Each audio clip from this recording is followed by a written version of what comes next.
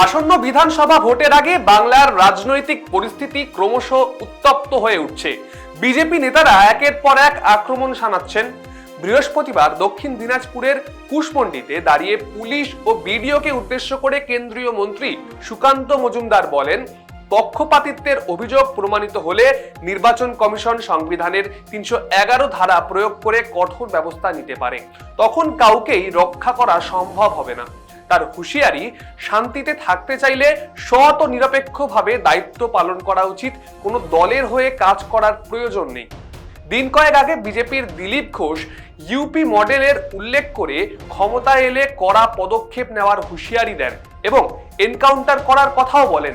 প্রথমে বাঙালিদের বাংলা ভাষার জন্য হেনস্থা করা, আর এখন লাগাতার পুলিশ প্রশাসন সহ বাংলার মানুষের বিরুদ্ধে বিজেপির নেতাদের এই আক্রমণে স্পষ্ট যে তারা বাংলার কটা আসন পাবে তা নিয়ে বেশ চিন্তিত।